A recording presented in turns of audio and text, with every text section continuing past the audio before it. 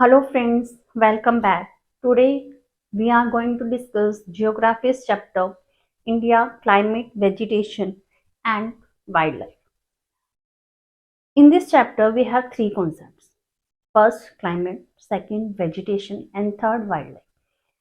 6th class की जो NCERT की बुक है उसमें ये तीनों कॉन्सेप्ट्स को एक साथ दिया गया है, बहुत छोटा छोटा. We are not going in the depth of this topics इन.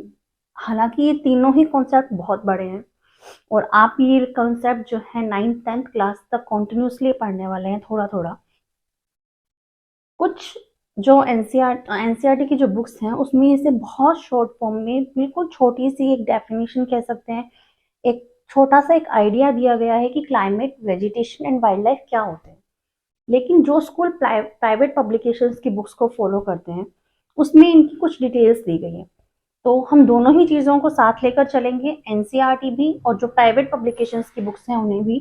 और इस चैप्टर को हम 3 पार्ट्स में पढ़ेंगे. First climate, second vegetation and third wild life.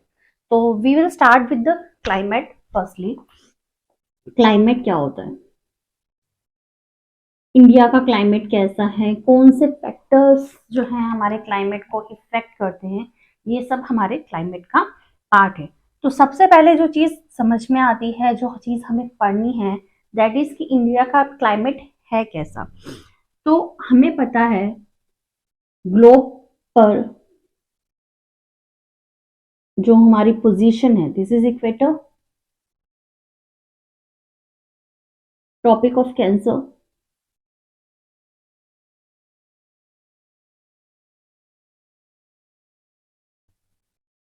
India की जो लोकेशन है वो यहाँ पर है.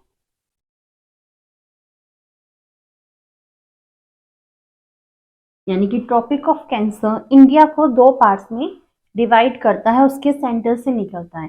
तो सिंपल से यहाँ का जो क्लाइमेट है वो डिफरेंट होता है, क्योंकि हीट जोन जब हम पढ़ते हैं तो ये टोरिड जोन है और इसके ऊपर टेम्परेट जोन है. तो नेचुरली हमारे यहाँ नीचे वाला जो पार्ट है इसका टेम्परेचर अलग होगा, ऊपर वाले का अलग होगा. नीचे वाला जो हमारा ये पार्ट है, this comes in the tropical zone. Tropical जो हमारा क्लाइमेट है ये उस जोन में आता है. ऊपर वाला जो पार्ट है इंडिया का वो सब ट्रॉपिकल में आता है.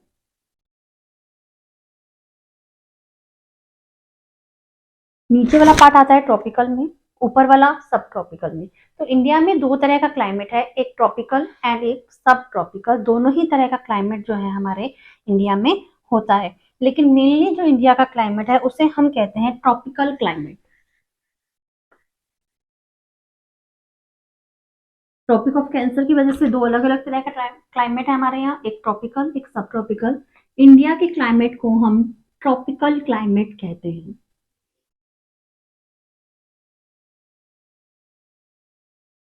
We call it as a tropical climate.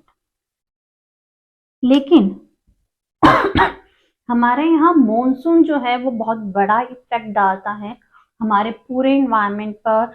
हमारा जितना भी क्लाइमेट है, वेदर है, उस पर हमारे मॉनसून का जो इफेक्ट है वो बहुत ज्यादा है. इसीलिए हमने इसे कहा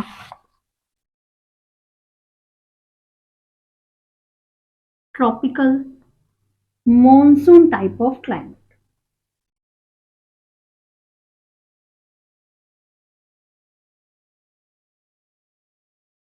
इंडिया का जो क्लाइमेट है उसे हम tropical monsoon type of climate जो है वो कहते हैं. अब क्लाइमेट क्या होता है, वेदर क्या होता है, इस चीज को भी समझना हमें जरूरी है कि जो हम क्लाइमेट की बात कर रहे हैं और बार बार वेदर की भी बात करेंगे इस चैप्टर में.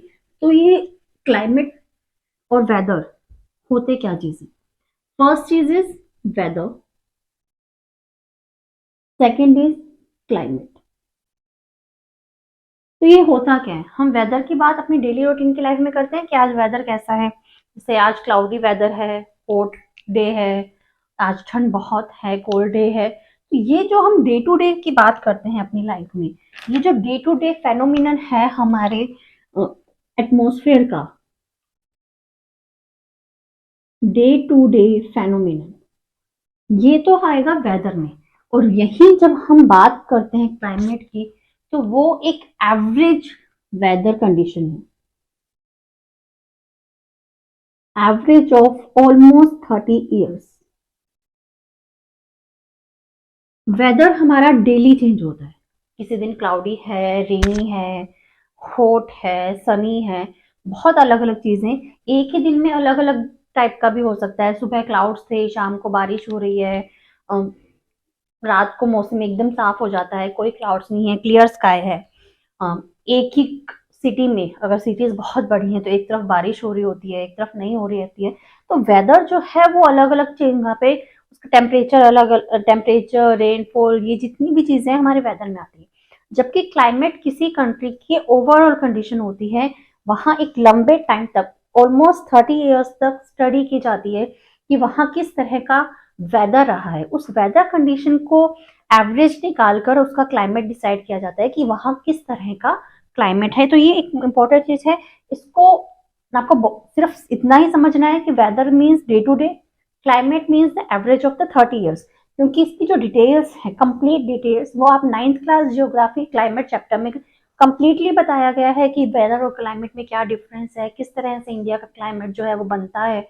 एक एक फेनोमिनन जो है हमारा, उसको वहां पे एक्सप्लेन किया गया है। तो यहाँ हमें सिर्फ इतना ही जानना है कि weather day to day phenomenon है और जो क्लाइमेट है वो एवरेज है 30 years का। तो ये तो हो गया वेदर एंड क्लाइमेट। अब इंडिया में कितने तरह के सीजन्स होते हैं कि हमारे यहाँ एक जैसा मौसम तो नहीं रहता है हर वक्त, तो कुछ सीजन्स होते होंगे। तो मेजर सीजन्स कौन कौन से हैं इंडिया में, that is the next thing. Major seasons in India.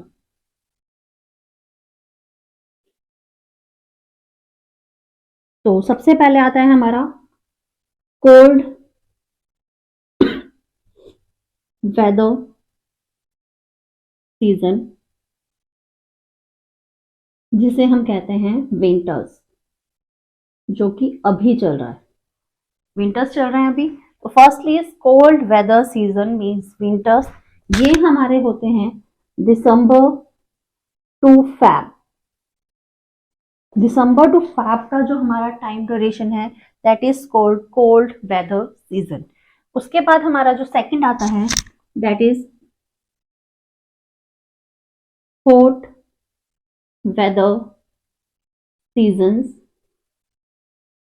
Means summer.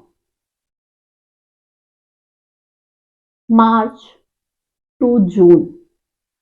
कुछ स्टूडेंट्स जो राजस्थान गुजरात की साइड में रहते हैं कि जून में तो के बाद भी बहुत समर रहता है, बट एक्चुअली ये जो बात, ये जो क्लासिफिकेशन है वो ऑल ओवर इंडिया को देख के है। क्योंकि जून के बाद ऑलमोस्ट इंडिया में जो क्या है, रेनी सीजन जो है वो स्टार्ट हो जाता है। उसके बाद जो सीजन हमारे यहाँ आता है, that is third south waste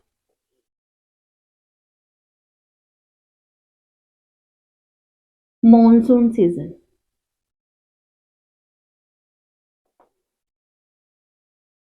means rainy, जिसे हम लोग मानते हैं जुलाई।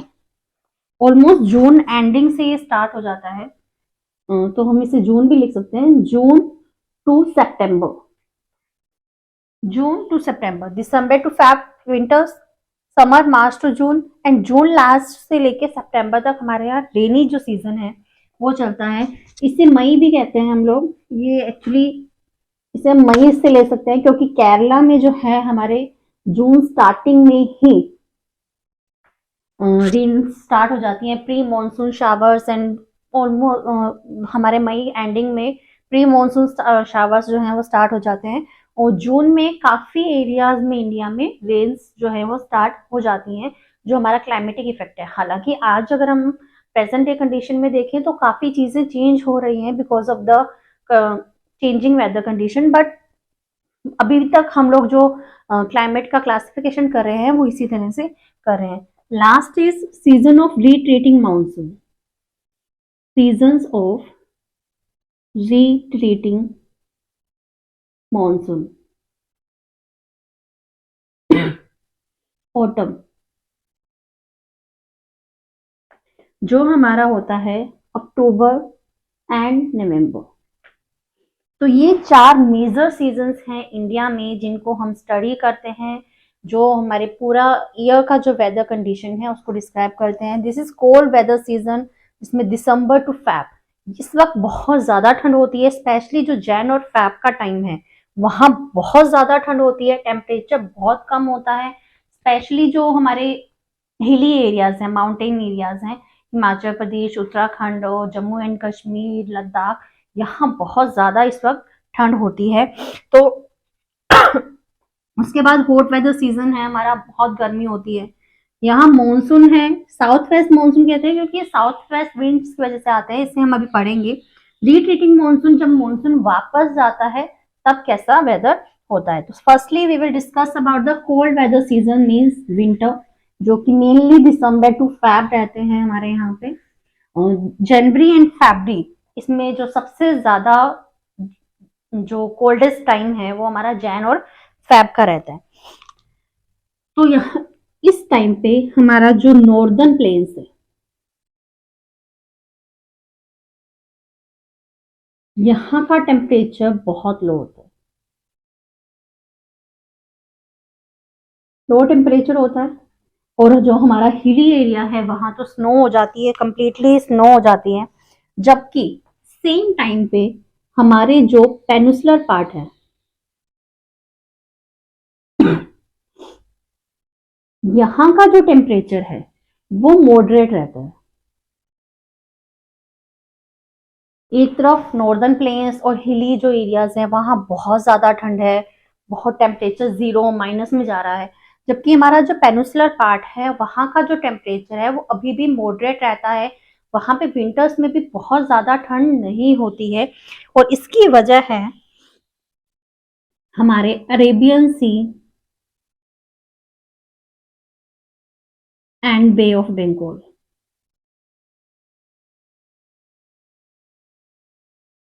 कैसे, अब हमें इसे समझना है कि ये कैसे होता है। तो इसके लिए हमें एक चीज समझनी होगी,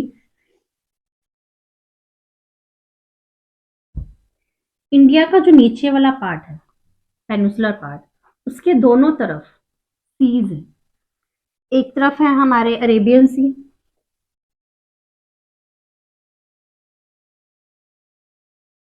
यहाँ बे ऑफ बंगाल।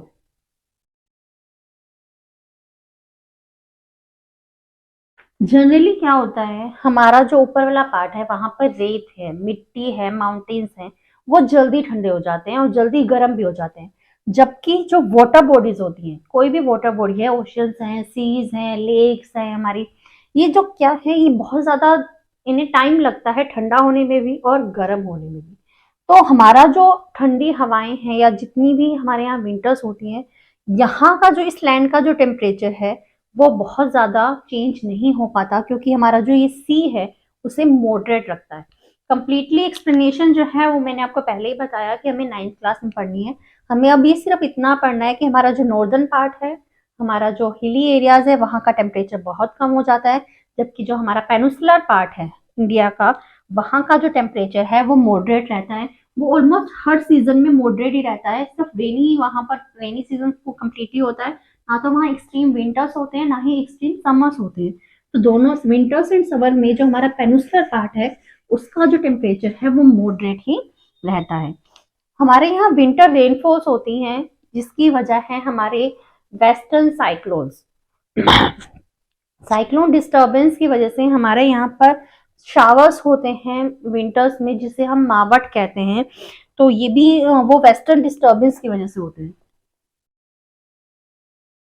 वेस्टर्न डिस्टर्बेंस की वजह से विंटर शावर्स होते हैं,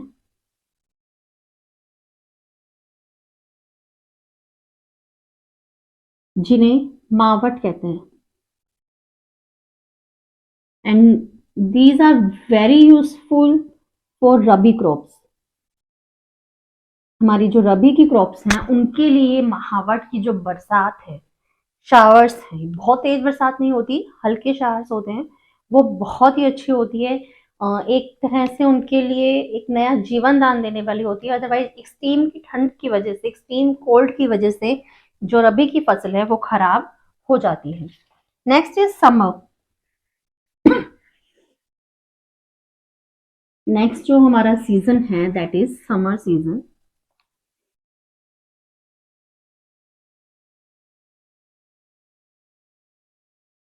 सेम नॉर्दर्न जो पार्ट है हमारा, यहाँ टेम्परेचर बहुत हाई हो जाता है। नॉर्दर्न पार्ट में टेम्परेचर हाई हो जाएगा। जो डेजर्ट है वहां पे, हमारा जो डेजर्ट एरिया है यानी गुजरात और राजस्थान का, ये लोग एक्सट्रीम वेदर कंडीशन को इस वक्त फेस करते हैं। यहाँ कई एरियाज में टेम्परेचर 50 अबव चला जाता है। तो यहाँ नॉर्दर्न प्लेन्स में हाई टेम्परेचर रहता है, डेजर्ट एरियाज में एक्सट्रीम वेदर कंडीशन होती है। बट द सेम पेनिनसुलर जो हमारा पार्ट है, यहाँ मॉडरेट ही रहता है हमारा टेम्परेचर। तो हमारा जो पेनिनसुलर पार्ट है वो विंटर, ना तो एक्सट्रीम विंटर्स और ना ही एक्सट्रीम समर्स को करता है। इस वक्त पर समर सीजन में हॉट विंड्स चलती हैं,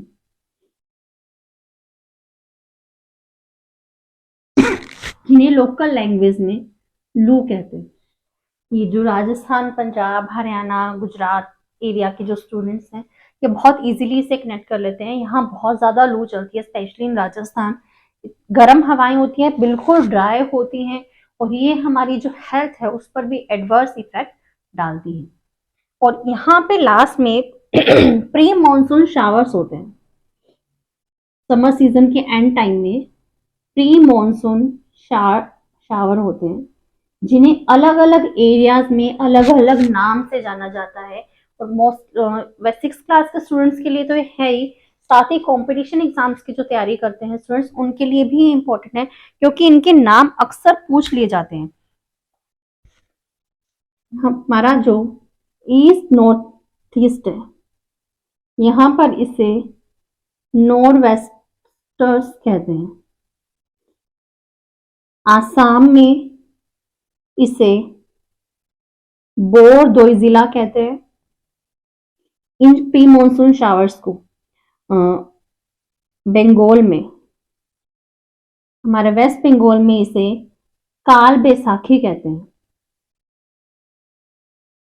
and Kerala mango showers.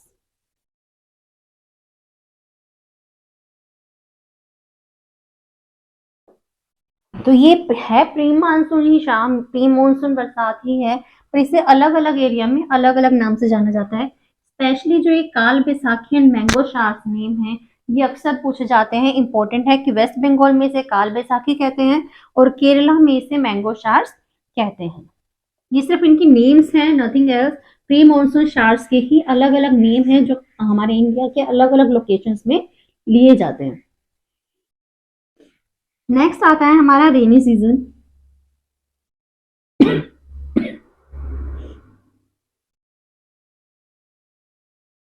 Rainy season जो है वो कैसे आता है, इसकी डिटेल्स 9th क्लास में ही होगी एज यूजुअल।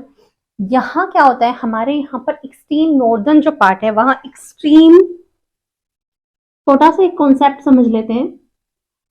यहाँ पे नॉर्दर्न जो प्लेन्स हैं हमारे, वहां पर इस वक्त बहुत ज्यादा एक्सट्रीम गर्मी हॉट होता है। हमें पता है मई जून का एरिया टाइम जो है वो हमारे यहाँ एक्सट्रीम हॉट होती है, जो नॉर्दर्न प्लेन्स का एरियाज है। यहाँ क्या होता है, एक्सट्रीम हॉट होने की वजह से जितनी भी विंड्स हमारे सरफेस पे हैं वो ब्लो होकर ऊपर चली जाती है। ऊपर जाने की वजह से यहाँ का जो एरिया है वो लो प्रेशर जोन में चला जाता है। विंड्स की एक मूवमेंट का एक सिस्टम है कि वो हमेशा हाई प्रेशर से लो प्रेशर की तरफ मूव करती है। अब यहाँ पर जब लो प्रेशर बनता है, इसे हम मैप से समझते हैं। एक रफली मैप ड्रॉ करते हैं।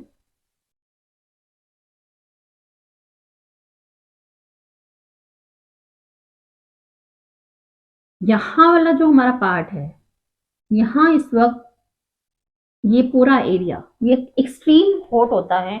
यहाँ का जो विंड्स का प्रेशर है वो बहुत ज्यादा लो हो जाता है। जबकि यहाँ हमने पढ़ा कि हमेशा मॉडरेट टेम्परेचर रहता है, बहुत ज्यादा गर्मी नहीं होती है। अब यहाँ जो विंड्स हैं, ये हाई प्रेशर है, ये लो प्रेशर है, यहाँ से जो विंड्स हैं वो यहाँ मूवमेंट करना स्टार्ट करती है इस तरह से। ये विंड्स जब मूवमेंट करती हैं तो अपने साथ Arabian Sea and Bay of Bengal से मॉइस्चर ले आती हैं। अब विंड्स यहाँ से यहाँ जा रही हैं, यहाँ वाटर बॉडीज हैं, यहाँ बिल्कुल लो प्रेशर है, एक्सट्रीम हीट है। तो जब ये विंड्स यहाँ मूवमेंट करती हैं तो अपने साथ यहाँ से मॉइस्चर लेकर आती हैं। अब जब ये मॉइस्चर लेकर यहाँ आती हैं तो ये साउथ साइड है हमारा, ये वेस्ट है। तो जब ये विंड्स यहाँ आती है तो इसे साउथ वेस्ट विंड्स कहते हैं, जिसकी वजह से हमारे यहाँ के मानसून को south western monsoon wind season भी कहते हैं। जब ये अपने साथ मॉइस्चर लाती है और ये पेनिनसुलर प्लेट्यू में आती है तो ये दो पार्ट्स में डिवाइड हो जाती है। इसे पूरा इरेज कर लेते हैं।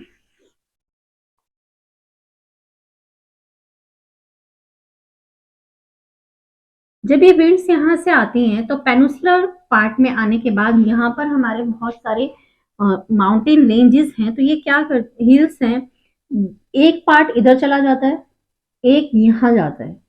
तो ये वाला जो पार्ट है हमारा, जो मॉनसून है जो आया है, उसे हम दो पार्ट्स में डिवाइड कर लेते हैं। एक one is Arabian sea branch, second bay of Bengal branch.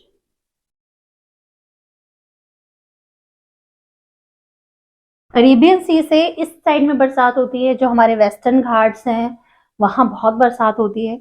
उसके बाद जो बे ऑफ बंगाल वाली ब्रांच है ये हमारे वेस्ट बंगाल और यहाँ एंटर करती हैं, और मेघालय और असम और चेरापूंजी हमारे यहाँ बहुत बरसात होती है।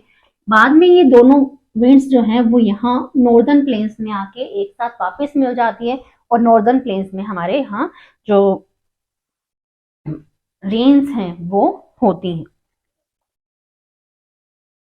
ये जो मॉनसून वर्ड है ये अरेबिक से आया है, जिसका मतलब होता है सीजन्स।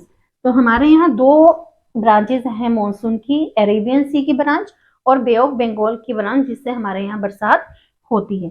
नेक्स्ट, अब ये जो साउथ वेस्ट विंड्स आई हैं वो वापस भी जाएंगी, क्यों जाएंगी, कैसे जाएंगी, that is called the retreating monsoon.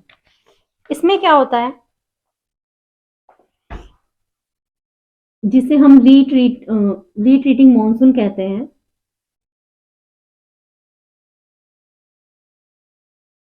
हमें पता है कि एक जो हमारा सन है उसकी सिचुएशन चेंज हो जाती है। जैसे ही विंटर के बाद हमारी जो सनलाइट है वो इक्वेटर की तरफ शिफ्ट होती है, तो जो लो प्रेशर बेल्ट हमारे यहाँ नॉर्दर्न प्लेन्स में बनी हुई थी वो भी शिफ्ट हो जाती है नीचे वाली साइड में।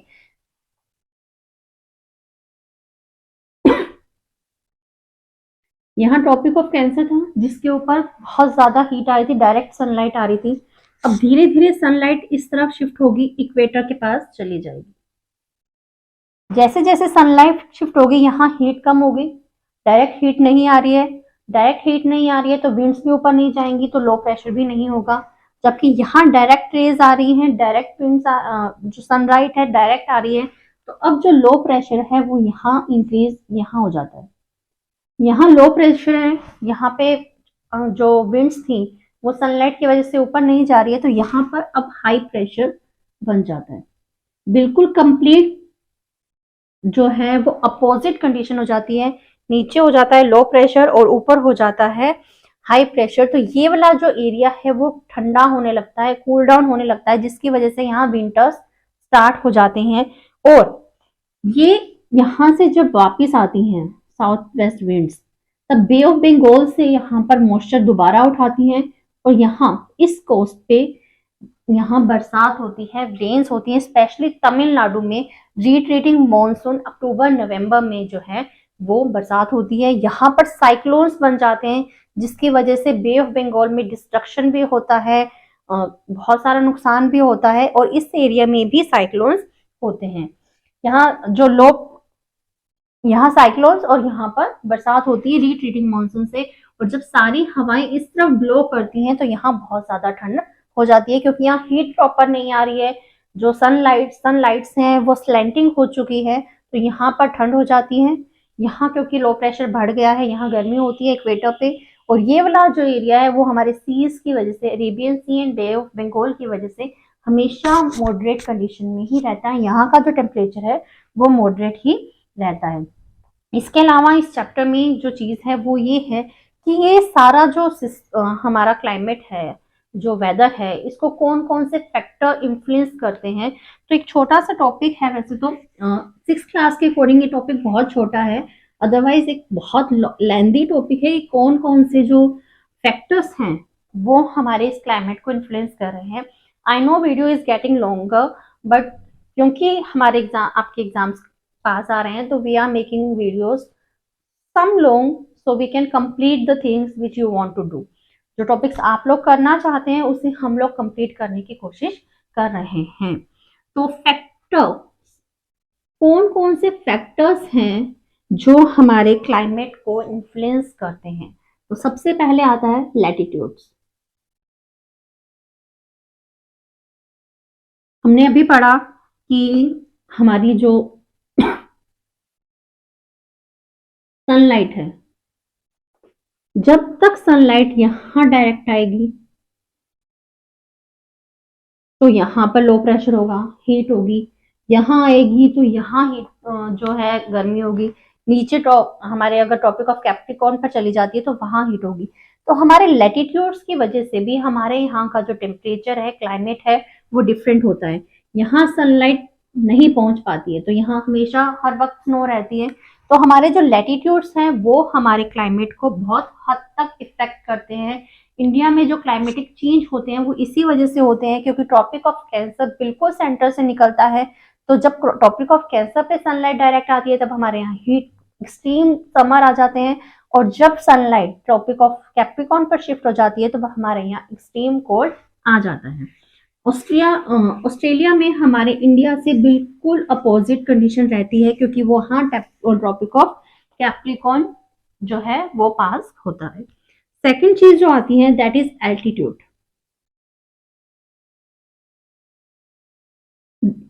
Latitude and altitude are the different phenomenons. Latitudes तो हमारे ग्लोब पर जो हम लोगों ने इस तरह से लाइंस बनाई हैं, imaginary lines, that are called latitudes. अगर आप लैटिट्यूड और लॉन्गिट्यूड में कंफ्यूज रहते हैं तो जियोग्राफी की प्ले लिस्ट में लॉन्गिट्यूड एंड लैटिट्यूड्स को कंप्लीटली जो है वो समझाया गया है। एल्टीट्यूड क्या है? सी लेवल। ये जो सी लेवल है, मान लीजिए हमारा, आप इससे कितना अबव जा रहे हैं। जैसे आप सी लेवल से जितना अबव जाते जाएंगे टेम्परेचर कम होता जाएगा। यही वजह है कि हमारे जो हिली एरियाज है वहां टेम्परेचर कम होता है, जबकि हमारा जो सी लेवल है वहां का जो टेम्परेचर है वो मॉडरेट रहता है। अब सी लेवल से जितना ऊपर, आप किसी भी सिटी में जाते हैं वहां लिखा होता है कि वो सिटी सी लेवल से कितना अबव है। जो सिटी सी लेवल से जितना हाईएस्ट अमाउंट में अबव होगी वहां का टेम्परेचर उतना ही कम होगा। यहाँ हम हाइट की बात करें, यहाँ मान लो ये मेनलैंड है, इससे हम ऊपर कितना जा रहे हैं, यहाँ हम लॉन्गी लैटिट्यूड्स के रूप में नहीं। फॉर एग्जाम्पल ये हमारा लैंड है, यहाँ हम रहते हैं, इससे हम जितना ऊपर जाएंगे, मान लीजिए आप एक लैंड, एक बड़ी बिल्डिंग है, उसके एक बिल्डिंग है जिसमें बहुत सारे फ्लोर्स हैं, यहाँ आपको इतनी ज्यादा ठंड महसूस नहीं होगी जितनी अगर आप 17 या 18 फ्लोर पर अगर चले जाएंगे तो आपको ठंड ज्यादा महसूस होगी। Same is with the nature कि आप माउंटेन्स पे जितना ज्यादा जाते जाएंगे उतनी ही ज्यादा ठंड आपको महसूस होगी। ये है हमारा एल्टीट्यूड। नेक्स्ट जो चीज आती है that is distance from the sea. Distance from the sea, हम लोगों ने अभी समझा कि सी के आसपास का जो टेम्परेचर है वो मॉडरेट रहता है क्योंकि सी में जो हमारी वाटर बॉडीज है ना तो वो जल्दी गर्म होती है ना ही जल्दी से ठंडी होती है। तो अगर धूप है, मान ली दिन का वक्त है, सनलाइट डायरेक्ट भी आ रही है, तो वो जो हीट है वो ऑब्जॉर्व करने में हमारी वाटर बॉडीज को टाइम लगता है। जब तक वो गर्म होती हैं तब तक सन सेट हो चुका होता है और उन्हें वापस ठंडा होने में भी टाइम लगता है। तो जो टेम्परेचर है वो मॉडरेट रहता है, ना तो बहुत ज्यादा गर्मी हो पाती है, ना ही बहुत ज्यादा ठंड हो पाती है। वहीं आप सी से जितने ज्यादा डिस्टेंस पे हैं, एक तो हमारा गोवा का एरिया जहाँ सी है, एक हमारा राजस्थान, पंजाब, हरियाणा, उत्तर प्रदेश, बिहार, तो जितना ज्यादा आप सी से दूर चले जाएंगे, डिस्टेंस जितना ज्यादा सी से होगा, वो भी आपके टेम्परेचर को इफेक्ट करेगा। Next is relief features. India में जो रिलीफ फीचर्स हैं, हमारे जो ज्योग्राफिकल फीचर्स हैं, फिजियोलॉजिकल फीचर्स जिन्हें हम कहते हैं, उसकी वजह से भी हमारे यहाँ का टेम्परेचर बहुत ज्यादा इन्फ्लुएंस होता है। फॉर एग्जाम्पल, माउंटेन्स हैं हमारे यहाँ पे, हिमालयाज। हिमालयाज क्या करते हैं, जो ऊपर से हमारे यहाँ पर कोल्ड ब्रीज आती हैं, उन्हें आने से रोकते हैं, जिसकी वजह से नॉर्दर्न प्लेन्स का जो हमारा एरिया है, वहाँ एक्सट्रीम ठंड कोल्ड नहीं हो पाती, बहुत ज्यादा माइनस में टेम्परेचर नहीं जाता। हमारे हिली एरियाज पे जाता है, लेकिन उसके ईस्ट साइड में बहुत ज्यादा जो है वो टेम्परेचर जो है बहुत ज्यादा एक्सट्रीम पे नहीं जाता। सेम हिमालयाज जो हैं वो हमारे मॉनसून को रोकते हैं, जिसकी वजह से नॉर्दर्न प्लेन्स में बारिश होती है। तो हमारे लिए हमारे जो रिलीफ फीचर्स हैं वो बहुत बड़ा रोल प्ले करते हैं। अगर हिमालयाज नहीं होते तो लद्दाख की तरह हमारा जो इधर का एरिया है, हमारे जो नॉर्दर्न प्लेन्स वाला एरिया है, शायद वो भी कोल्ड डेजर्ट होता, और हमारे यहाँ भी एक्सट्रीम कोल्ड वाली जो कंडीशन है लद्दाख वाली, वो हो जाती। तो जो हमारे रिलीफ फीचर्स हैं वो भी काफी हद तक जो है हमारे जो टेम्परेचर है उसे इन्फ्लुएंस करते हैं।